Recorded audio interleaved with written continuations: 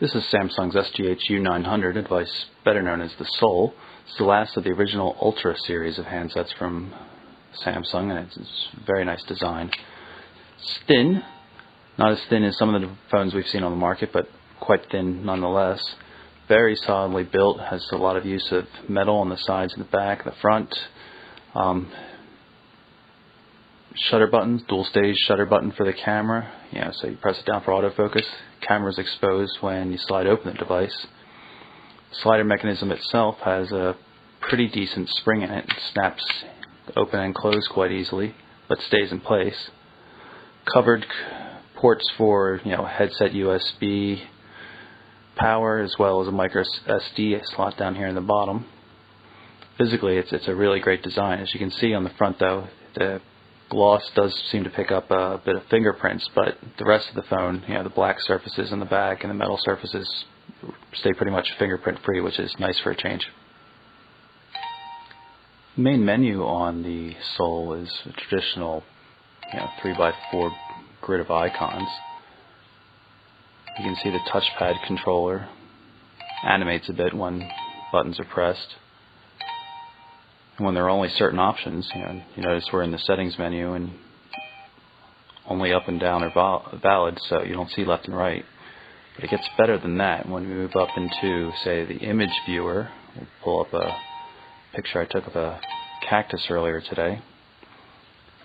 You can see that the touchpad reconfigures, and it shows left and right for moving from one photo to the next, but also shows the landscape versus portrait mode, so you can view it.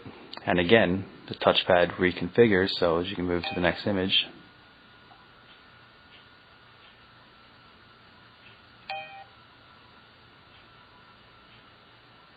Or simply go back to the normal portrait mode. The same thing holds true for when we're using an application like the camera. In this case, you can see that on the left here, it's the macro control. So I can easily turn the macro mode on and off, or control the flash, change exposure, and then once you hit the exposure thing, you use the arrow keys to move back and forth and change it and set it. Self timer.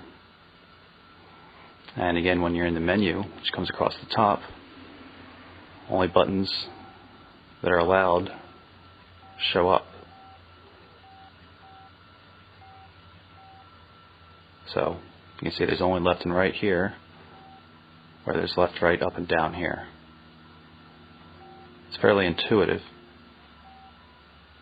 The only thing I don't like so much about the camera application actually is that a lot of the settings are in a separate screen which aren't as easily accessible. But here you can see settings for the digital anti-shake, Samsung's wide dynamic range setting. You can change or turn off the shutter sound, that kind of stuff. Overall, the camera application and the quality of the photos is quite good, especially for a feature phone like this. Things like the dialing fonts can be set by the theme, but can also be overridden by the user. A couple of themes come in the device, but one of the more interesting things is that there's a pretty sophisticated theme editor. Allows people to create their own themes.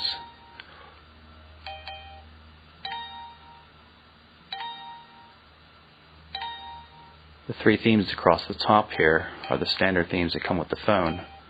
These themes down here are ones I've created myself. You can see, black icons except for the one that's currently selected. Different colors, different outlines. You can change how things look when they're selected in a menu.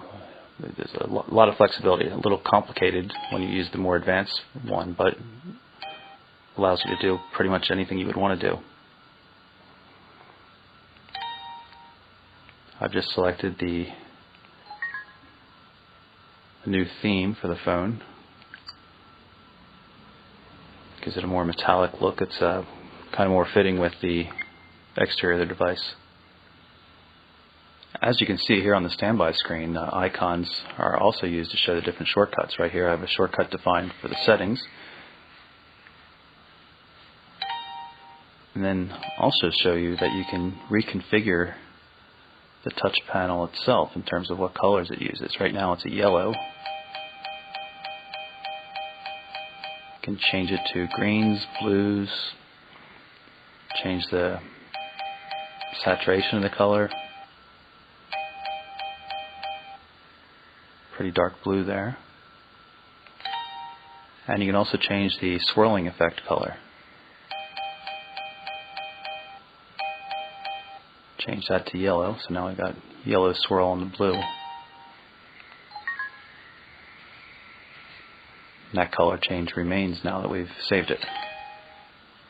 And what were previously yellow icons are now blue icons. The keypad on the Sol is also quite nice. It's a bit razor-like, it's a metal panel. Backlight comes through quite nicely. It's readable in both daylight and at night. There's ridges here to guide the fingers, and each key has very solid click, pretty good tactile feedback for a keypad like this. Overall, it's quite impressive.